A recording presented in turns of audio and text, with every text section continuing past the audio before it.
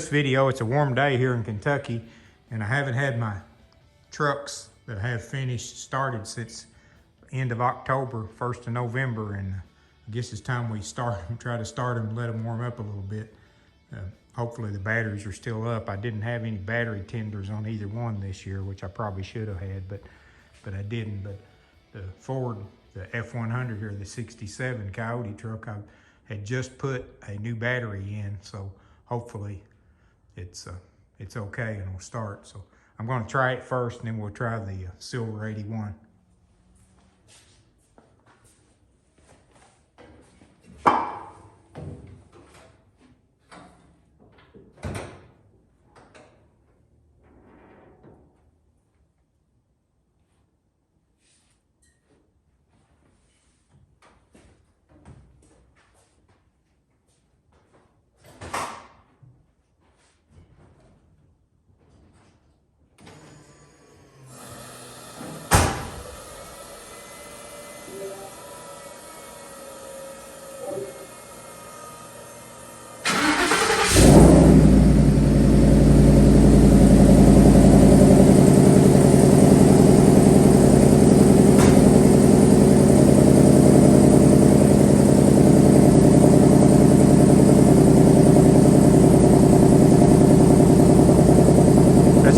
Promising about fuel injection, it always starts. It's not like the 81, I'm sure won't start that quick, but we'll see. But I'll take you a walk around here and look at it. Well, you haven't seen it. It's got a 2014 Coyote motor, 6-speed automatic, aluminum radiator, custom inner wheel wells and housings that actually made on it. Electric cooling fans, of course. Set American Racing wheels. Exhaust enter out or exit out the side, because this has an independent Mark 8 Lincoln rear end, and no way of getting exhaust up over it very easily. Pretty tight fit back there. And this is the back. Coming tight in the garage here. Just got tenable bed liner in the bed. Nothing fancy there. It does have a custom interior. These are the TMI seats. Custom console. The headliner. The dash pad is TMI. Steering wheel is just a covered steering wheel. I covered it with the same material to match the seats. Door panels. It's a stock door panel with just covered material on those. Got vantage air and heat. This got a Volvo electric steering, power steering pump on it.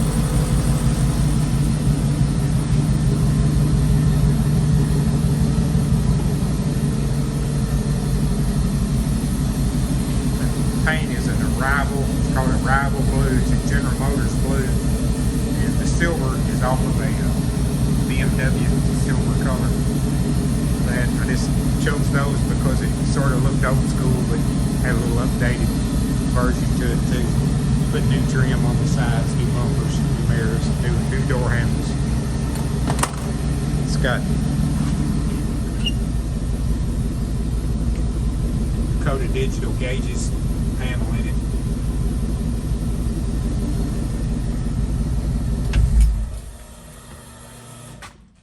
The shifter is out of a Ford King Ranch for the 6-speed automatic.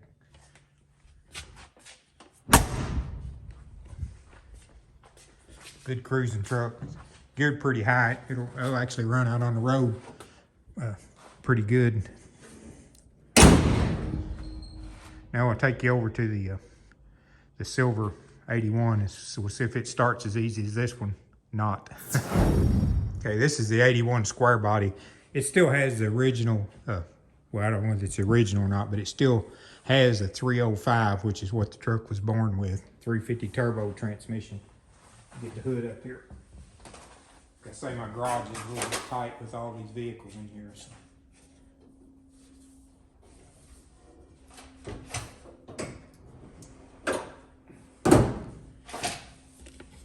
it's pretty much just stock. Got aftermarket valve covers and air breather, but other than that, and I did put an aluminum radiator and electric fans. That was an upgrade I done back at the end of October on it. But other than that, it's pretty much just a stock truck. All right, let's see how many revolutions it takes to get this one started.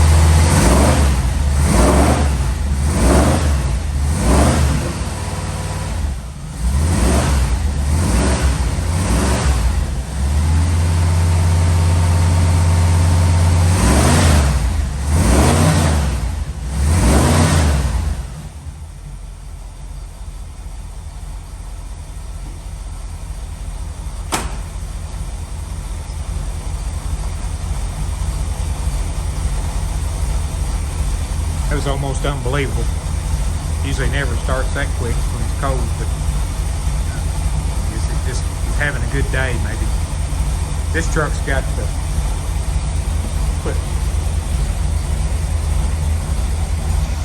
billet specialty wheels on it. This is just a General Motors silver that they used on these trucks that I painted it with. I forgot the exact color of it, but it is just a General Motors silver.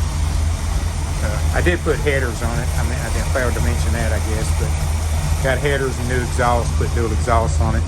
The interior is pretty much just stock. I just redone everything. New dash pad, new seat, new headliner, new door panels, new carpet. It also has Dakota digital gauges in it. Of course, still has air conditioning. The air conditioner still works. Has original AM/FM cassette in it. It still works. The bed liner on this one, I just used tintable bed liner, and that's just a dove gray color, as close as I could get to the silver. And I like that because, as you can see, if I want to throw a couple lawn chairs in and go, I can go and not have to worry about skinning up wood or anything like that. I did back at the end of the season upgrade and put a cam, a performance cam and lifters in the truck. You can hear there, it's got a little bit of erratic idle, but nothing big, just a small style cam. Put new body side moldings on it, put a roll pan on the back, new front bumper, new tires, new wheel well moldings, new handles, new mirrors, new tinted glass. I also put tinted glass in the Ford. It's pretty much the same setup. I've got a different grill to go in this truck. It still has the 81 grill in it, as you can see there, but I have a new grill to put in it, and I'm going to change it, upgrade it to the 86 model grill. I like it a little better. So, but all in all, it's a pretty good little running truck. What I like about this is, it's modern enough. You can get in it and go and not have to worry too much about having breakdowns or problems, which I can in the Ford about being fuel injected. But you've always got a lot more modified stuff, where this truck is pretty much still got all the stock setup. I did put the Chevrolet emblem there on the back of the tailgate instead of having the band. I just thought that would make it a little bit different.